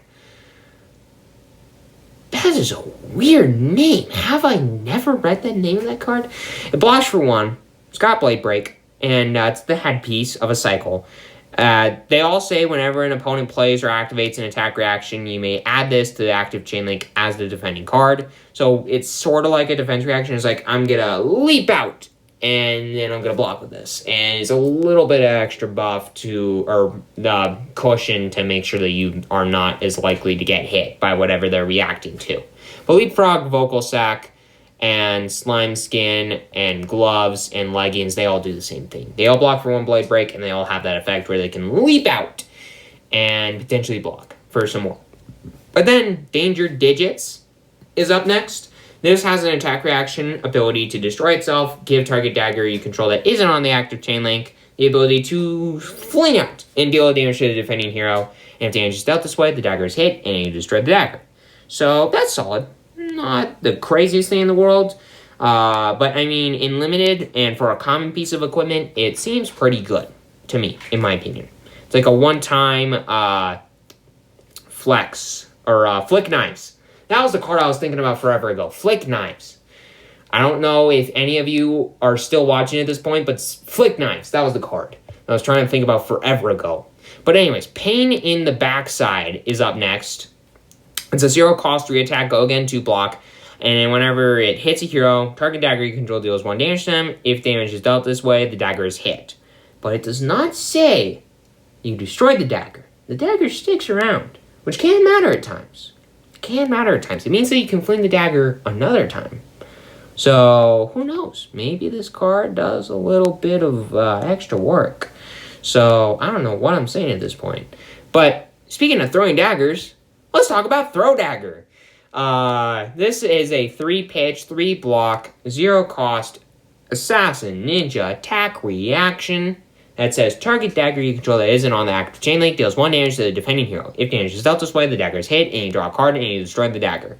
You get some draw. It replaces itself, it deals a little bit of extra damage, it gets dagger in the graveyard, which could be useful if you're Cindra to re-equip the daggers. And you don't have to spend like resources to attack with the daggers, and then boom, you have to close the chain link, and then the daggers go away and they go in the graveyard. Or if you're Arakni and you want to get rid of a dagger and you want to equip a graphene, then great, Throw Dagger is great for you, and it replaces itself, and it's a good card, okay? It's a good card. But next up, if this, gosh dang it, why is it doing this again? It did this forever ago. It feels like forever ago. And it did it again. It's reloading. Why? Okay, let's get back down to where we were. And I gotta zoom all the stuff out again. I'm sorry about this. Recently, this iPad has been so annoying to work with, to record videos with. But, Okay, we're back. Cut through. 0 cost, 3 attack, 2 block. If you've hit with the dagger this combat chain, it gets +1 power, and go again. It's solid. It's solid. Up sticks and run. This is a 0 cost, 2 block, go again action, non-attack action that gives your next dagger attack +4 power, and you may retrieve a dagger from your graveyard by paying 1 resource and just equipping it. So, re-equipping shenaniganry. That's solid. Retrieve is a new mechanic, and it's definitely interesting. I don't think it's the most insane mechanic ever, but it can definitely be good. It can definitely be good. But Pick Up the Point is up next. It's another thing that retrieves, because it says whenever this attacks, you may retrieve a dagger from your graveyard. It's a 0 cost, 3 attack, go again, 2 block. So, solid-ish. Solid. Yeah, solid. But then Poisoned Blade is just a 1 cost, 3 attack, 2 block, go again, which honestly kind of sucks. But whenever a dagger you own hits a hero, this combat chain, they lose a life. I still don't like this card because it costs a resource. And sure, you can get like 5 value out of this, which is on rate, but still, I don't like it, okay? I don't like it. I don't like it. I don't like it. I don't know why I'm sounding like that. I'm just crazy, okay? I've been recording for so long. It's been over an hour. I know that much because I've been keeping track, sort of. But Throw Yourself at 'em. This is a 1 cost, 3 attack, go again, 2 block. And whenever this attacks a hero, you may have a dagger you control deal 1 damage to them. If damage is dealt this way, the dagger is hit, and you destroy the dagger. So that's good. It's just another way to throw a dagger at the opponent and get some value, extra value, potentially, out of that dagger. But then Layer of the Spider is another trap for Trappy to go looking for. And it's a pretty cool art card. I mean, I'm not the biggest fan of spiders, but it looks cool. And it costs nothing, and it blocks for 3. And whenever this defends and attack would go again, you mark the attacking hero. So, I mean, against ninja decks and, go wide decks and, a lot of some of the better decks in the meta right now, I mean, this card seems pretty good, especially for Trappy, or Mary, which I guess is sort of Trappy, because personality disorder is like 7 people in 1, which is effed up in so many ways. Anyways, Assassin Warrior stuff is up next, and this is another kind of set, another a bunch of cards that all do the same thing, basically. Block for 1 blade break. They all block for 1 blade break. And whenever, or if an attack reaction has been played or activated on this chain link, it gets +1 defense. So basically, it's like, hey, if the opponent plays an attack reaction, these block for 2 instead of 1. And that's good, especially on commons. And for limited, that's good. But then starting point is an Assassin Warrior Equipment leg piece that has an attack reaction speed ability to destroy itself and give an attack go again. But only if you played or activated an ability this reaction step. So basically you can do this, but only if you've played another reaction or activated an ability at reaction speed, which you can do in decks like Mary, but outside of that, I don't really know of many. But anyways, that's not the next card. Perforate is the next card I need to discuss, which this card pitches for 2, blocks for 3, it draws a card at reaction speed, and it costs 1, but you can pay, or you may attack with target dagger an additional time this turn, and it costs 1 less to activate this turn. So, I mean, that seems pretty solid to me. I mean, I don't know, maybe I'm just crazy, but I mean, this seems like a pretty solid card, in my opinion. But Savor Bloodshed is easily better. This card's nuts. The 0 cost attack, or non-attack action would go again, blocks for 3. And it says your next dagger attack this turn gets +4 power, which, okay, that's good. And then the next time you hit a marked hero with a dagger this turn, you draw a card. So it gets 4 damage, and it can replace itself. And it blocks for 3. And it's got sick art. And it's so majestic that's probably going to be super expensive. But hey, it's good. It's good. To the point, which is what I need to get to. It's a 0 cost Assassin Warrior attack reaction blocks for 2. It gives target dagger +3, and if it's defending if the defending hero is marked, it instead gets +4. So it can be a 0 for 4 attack reaction, which, I mean, I've said it before, that's good. That's really good. And apparently they're doing that a lot more often than they used to, which is, that's interesting to me. But cut from the same cloth is the next card, which is a 0 cost Assassin Warrior non-attack action with Go Again that blocks for 2. And it says target opposing hero reveals their hand. If an attack reaction card is revealed this way, you mark them. And then your next dagger attack this turn gets +4 power. So that's, I mean, that's solid. Marking and power buff. I mean, that's always a good thing. Incision. Just a 0 cost 3 block attack reaction that gives a dagger +3. It's a solid card. Scar Tissue, same thing, but it only gives a dagger. Or no, the other card only gave a dagger too. But this only blocks for 2 instead of 3. And when this hits a hero, you mark them. So it's just a better incision. That's simply put. It does block for 1 less, but it is a better incision, honestly. Take a Stab, though, is a 0 cost reaction that also gives a +3 power buff. And when this hits a marked hero, you may attack with that dagger an additional time this turn, which in Fang could potentially be a lot better because, you know, attacking with your daggers 2 million times with Fang kind of seems to be what he's wanting to do because he is the Dragon Warrior after all. He is Poe, the Dragon Warrior. But, man, I need to end this video. Den of the Spider, 0 cost, trap, 3 block, D-react. Whenever this defends an attack with power greater than its base, you mark the attacking hero. So, another tool for Trappy. Another good potential limited card. And it's solid. But now we finally get to generics with Quick Dodge Flexors, a legendary leg piece that says, as a defense reaction speed ability, you can spend a resource, add this to the defending chain link as a defending card, and it has 2 base defense for the chain link. Normally it blocks for nothing, but now it'll block for 2 at the beginning of the end phase. If this has defended, you destroy it.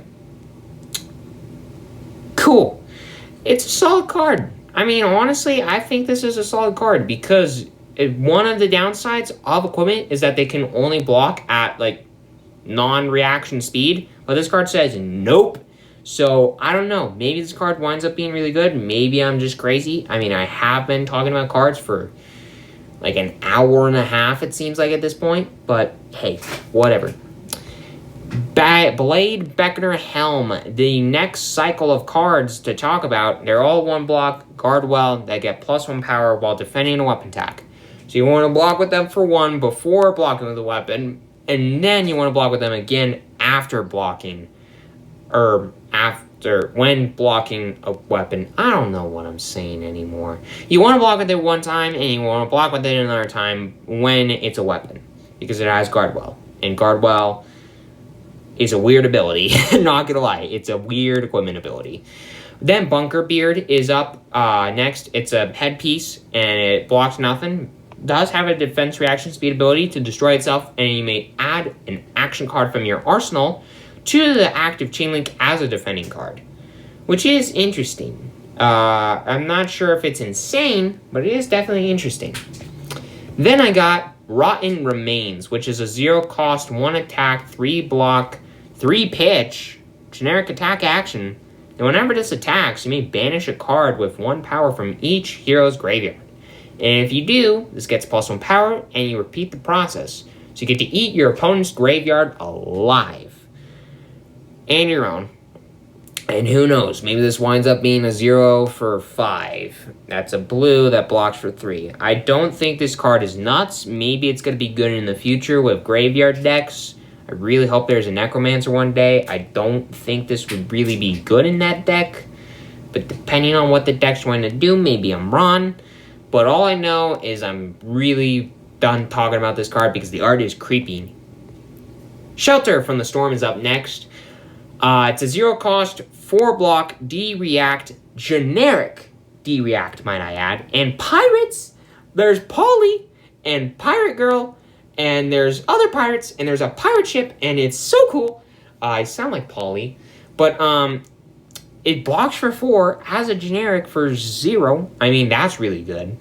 That's the best rate for what you're wanting to do with generic D-Reacts. But it also has this instant speed ability to discard itself. And in the next 3 times that you will be dealt damage this turn, you prevent 1 of that damage. So it's flexible.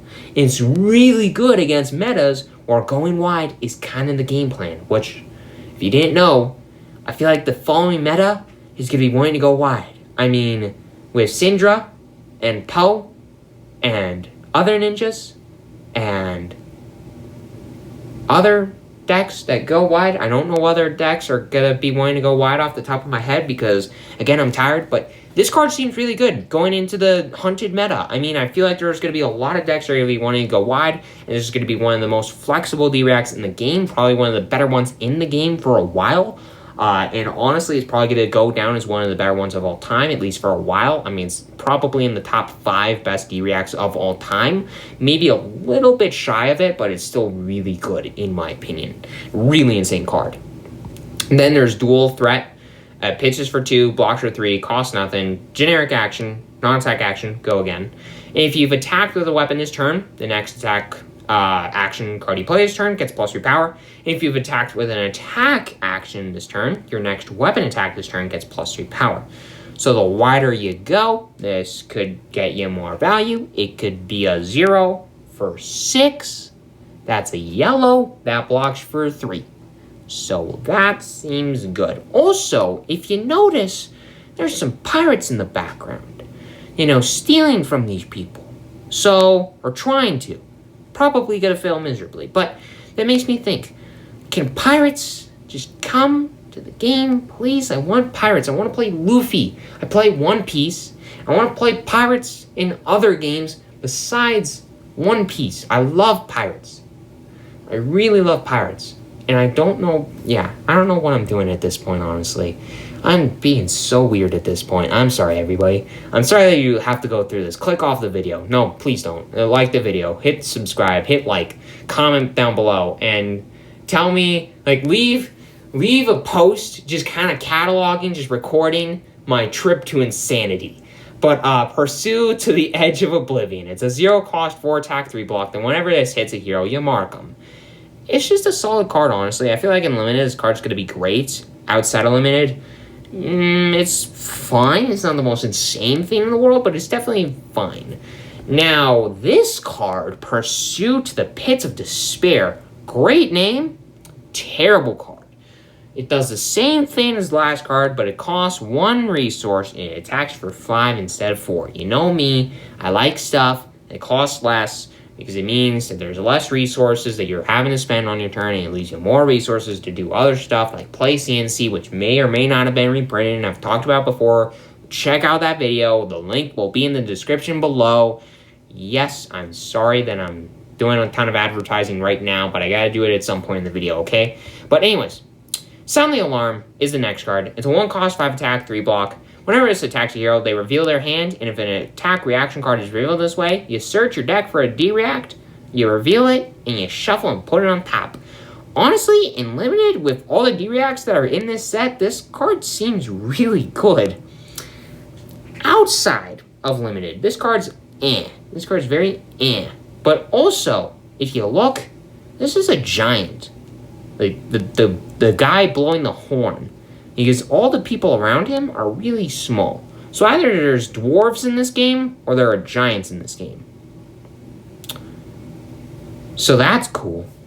Anyways, Razor Reflex, reprint. I really don't want to go over it. I mean, it's 1 cost, gives a dagger or sword, +3.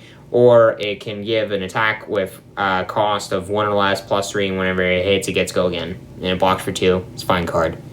It's a fine card. Imperial Seal of Command, though. This card, I don't know why it looks like it was made in like 19-something or another, but it still looks cool. And it's a legendary, so you can only have 1 copy of it, so you would think it would be really good. It doesn't have go again, which kind of sucks. It does block for anything because it's an item, which kind of sucks. But it does cost nothing. It does have this action, speed ability with go again to destroy itself, and it says D-Reacts cannot be played this turn. If you are royal, the next time you rotate a hero this turn, you destroy all cards in their arsenal. Which, yeah, that's a card. I still think it's fine. It's not great, honestly. It's an card. Relentless Pursuit is up next, though, which is a 3-pitch, 3-block, 0 cost, generic action and non-attack with Go Again. It says mark the opposing hero. And if you've attacked them this turn, you put this on the bottom of its owner's deck. Which, it's kind of But Calming Breeze, basically this instant speed ability that Shelter from the Storm has, that's what this card is. It's the same thing. But it doesn't block for anything, which does kind of suck. But it does have some utility use in Go wide metas. It's like, hey, I'm going to play this, and I'm going to do a little bit of damage prevention spread out across the turn, and yeah, it's fine. But Sigil of Solace is better. I mean, this reprint, love that. I love Sigil of Solace. This card's never been reprinted before, which honestly kind of surprises me. I mean, I get History Pack. It was reprinted in History Pack, but I don't count that. Well, it's a 0 cost generic instant that gains you 3 life. It doesn't block for anything, but it gains you 3 life. I mean, it basically blocks for 3. And I mean, life gain is a lot better than blocking for 3. Because, you know, it can get around arcane damage. So, yeah, Sigil of Solace is a good card. Tip Off. This card, there's a card that I talked about forever ago in Assassins. It's like Reaper Call or whatever. And this card is very similar. It's a 1 cost, 5 attack, instant speed, ability to discard itself and mark the opposing hero. It does block for 2. It's fine, but it's not nearly as good as that Reaper's Call card that I was talking about earlier. But outed, this card. 0 cost, 3 attack, go again, attack reaction, generic attack reaction.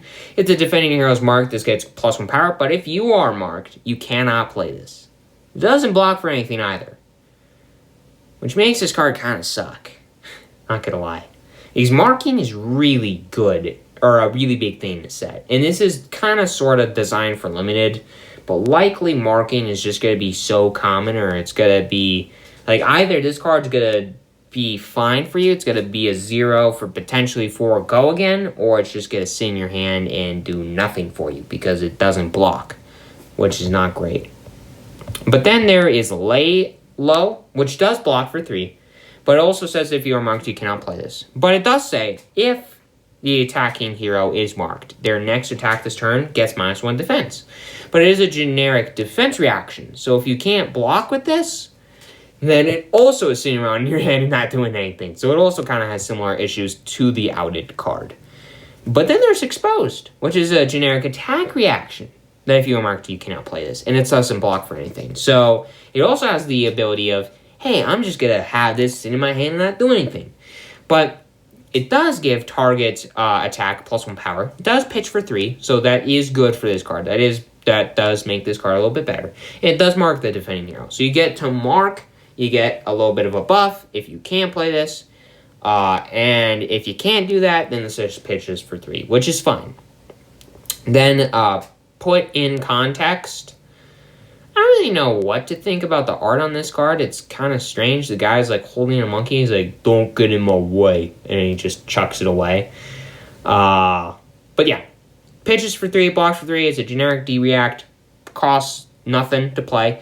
It can only defend and attack with 3 or less base power, which is fine. I mean, for a common, this is honestly way better than a card from Part the Mistveil that was red, that blocked for 3, that was a D-React. This pitches for 3, and sure, it can only block certain cards, but I like this a lot more because, hey, worst case scenario, it just pitches for 3, and I mean, that's fine. That is perfectly fine because there are so many reds in the set, it is not even funny. Holy. But anyways, Nip at the Heels is a generic D-React, or attack react, that, attacks for 3, or defense for 3, costs nothing, pitches for 3. Sorry, I'm just really interested in this art. There's like a crab person attacking a pirate, which, again, give us pirates! Anyways, it gives target attack with 3 or less base power, +1 power. So, it's a fine card. Again, worst case scenario, you just pitch it for 3 or you block for 3. So a little bit better than Point in Context in some ways, but I don't know. It's fine. Then Trotalon is a 0 cost generic non-attack action would go again, blocks for 3, pitches for 3, and it says your next attack action, or your next attack with 3 or less base power this turn gets go again. Honestly, the best out of all these cards, but I mean, it's also got a little dwarf man, and he's got a really big hammer, and he's riding on the goat, so, I mean, that's cool. So, he's cool. Anyways, last generic, Public Bounty. Costs 1, blocks for 2. It's a generic non-attack go again. It marks the opposing hero. And it says the next time you attack a marked hero this turn, the attack gets +3 power. And that's it. I still got these cards, which is probably going to take me forever, but I'm close. It's probably been 2 hours at this point, but I'm close. Okay? I'm almost done. I really want it to be done. I'm not editing this video. I'm sorry, everybody. I'm not editing this video. It's going to take me forever to do it, and I got to get this out tomorrow freaking morning, and I'm really tired, okay? It's like 8 o'clock at night. But Thick Hide Hunter up next. Let's go. Cost 2, attacks for 6, blocks for 6, pitches for 2. It's a brute attack action. And whenever it attacks or defends, you discard a random card. So that's not great, but, I mean, it blocks for 6. I mean, that's cool.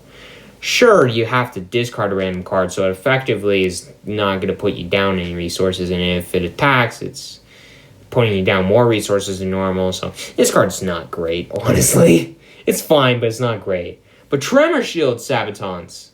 Way better, because Guardians are not known for their legs. If anything, they're known for not having good leg equipment. But this is a good leg equipment, because it can block for 1 Blade Break, which is fine. But, as an instant speed ability, you can destroy it and prevent the next 1 arcane damage that would be dealt to you this turn. And if you've controlled a Seismic Surge token this turn, instead prevent the next 2 damage. So, hey, that could be good for you. That could do some work. That could definitely do some work. Speaking of something that could do some work for some Guardians, let me tell you. Roiling Fissure. Guardians are not known for being able to deal with auras. They really hate auras. All Guardians really hate auras, and having ways to destroy auras for Guardians is great. And this card does it. And it pitches for 3 and blocks for 3, so bonus. It costs action 1. It's a Guardian non-attack action would go again, and it says destroy an aura with a cost of X or less. Then you destroy a Seismic Surge token you control. You may destroy a Seismic Surge token you control. If you do, you repeat the process. So basically, you play this, you get to destroy an aura, and maybe you get to do it some more. Maybe you get to destroy some more auras, which can be that can be very good for you. That can win you the game, because, I mean, Illusionists versus Guardians, usually a one-sided matchup, but hey, now with Roiling Fissure, maybe it makes it a little bit more possible. Maybe. Probably not, but maybe. Retrace the Past is up next. This card pitches for 3, blocks for 3, costs nothing, attacks for 2, and it's a Katsu specialization, which is not great, because Katsu kind of in the dumps right now, not gonna lie. But he does have combo. This does have combo, and it says when this attacks, if a card with Gust Wave in its name was the last attack this combat chain, you name a card, this gets that name, +2 power, and go again. Gust Wave is the name of the game for Katsu, and this card basically allows you to do some extra fun goodies if you're doing what the deck's wanting to do. So slowly we're getting resources. LSS has been printing resources for Katsu to actually be able to be a good deck again, because so many of his good cards were banned by Zen, or because of Zen, and now with Cindra and Fang likely gonna rise up in power as far as ninjas go, probably gonna be the 2 best ninjas. Katsu is, the more resources you can get, I mean, hey, maybe he's actually gonna be good again one day, so that's good for him. Mistfire Dampener is up next. This card is very similar to the Tremor Shield Sabatons. It blocks for 1 Blade Break. It's an arm piece. As an instant speed ability, you can destroy itself, prevent the next 1 arcane damage that would be dealt to you this turn, but if you lose to this turn, instead you prevent the next 2. I don't know how you're going to really boost that often on your opponent's turn. I mean, I know there are ways to do it, but you're not going to be doing it that often, but still. I mean, arcane damage prevention, especially now that Rosetta is out, or has been out for a while. I mean, arcane damage is a big part of the meta right now. And Mistfire Dampener, it's a good thing for Mechanologists to have, not going to lie. But, Null Time Zone. This is a good card for Mechanologists. It is an item. It does have Crank. Does not block, which does suck. But pitches for 3, costs nothing. Whenever this enters the arena, it enters with 2 steam counters. And at the start of your turn, you destroy it unless you remove a steam counter from it. And whenever this enters the arena, you name a card. And the named card cannot be pitched or played from hand while this is in the arena.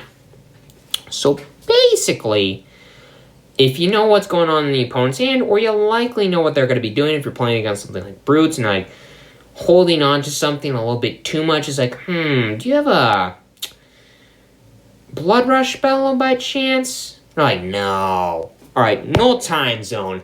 Naming Blood Rush Bellows. Suck it. You can play from the arsenal. Please don't. But have fun. But yeah, Null Time Zone can be a good card. It's not the greatest card in the world, but I think it's a good tool for Mechanologists to have down the road, because, I mean, items are just everything, and having items that just allow you to do little things is just more...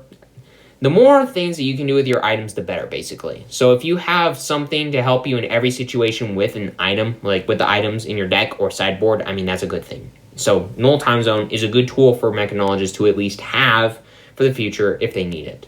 Because I don't really think they need it right now. Or maybe I'm wrong. But anyways. Enchanted Quiver. It's a Ranger Quiver, and it does the exact same thing as the Tremor Shield and the Mechanologist arm piece thing, but it's a Quiver, and it can prevent the next 2 if there is a face-up arrow in your arsenal instead of the other conditions, but it's fine. It prevents arcane damage, which, as I've said already, is very good right now, because Rosetta, well, that was an okay set, just an okay set, not a crazy set, just an okay set.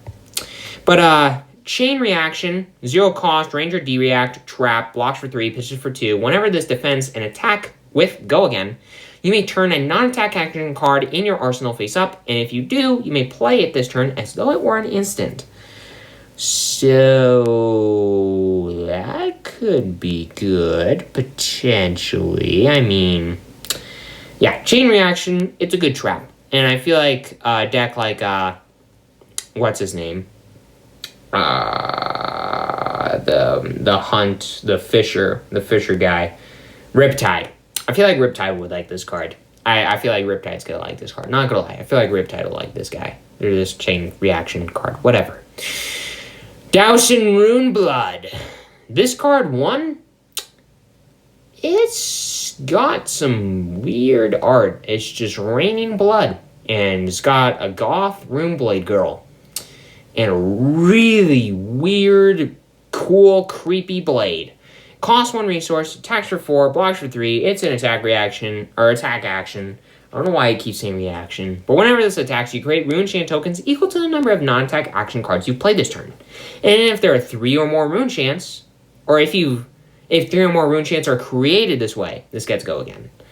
So, yeah. Viserai really likes playing non-attack actions to make Rune Chants, and Dowsin Runeblood says, hey, I'm going to play this, and I'm going to make more Rune Chants, and then I'm going to get Go Again, so that you can then attack with another thing, and then pop and utilize all those other Rune Chants that I just made. So, yeah, damage is what this card reads, and damage. So, damage, yeah. This card's really good, is what I'm trying to say. I don't really think any Rude Blade needs this, but, okay, we'll go with it. Spurlocked. This card is Chaos. I mean, it is a Chaos non-attack action card, so there is that. This is the first ever Chaos card that's not a leader. It pitches for 3, costs 0. And it has Go Again. And it says, each hero secretly chooses a number between 1 and 6. Then those numbers are revealed. And the hero that chose the highest number loses that much life. Then searches their deck for a card with cost less than or equal to the number of, or chosen equal to the chosen number. So, like, if you paid 2 life, you get to search for anything in your deck that costs 2 or less if you paid the most life. And then,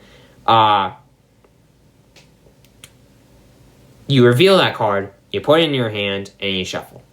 Spurlocked, it's a tutor, maybe, sort of, potentially. I mean, it's chaos, and you could give your opponent a tutor, which ain't great for you, but, hey, if you got 6 life to spare, I mean, why not, right?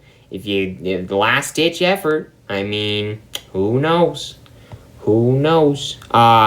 Rain of Roses. This card is really good for Verdance because this is a legendary Verdance specialization that costs nothing, pitches for 2, blocks for 3, and it's a non-attack action aura that doesn't have go again, but does read.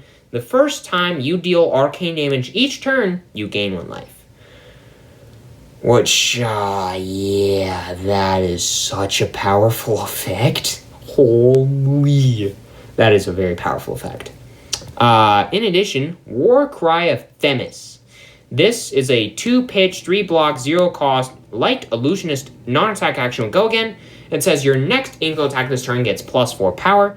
And it says, as an instant, you can discard it, banish X cards from your soul, and turn X cards in a banished zone face down. It's fine. Nothing crazy, but it's fine.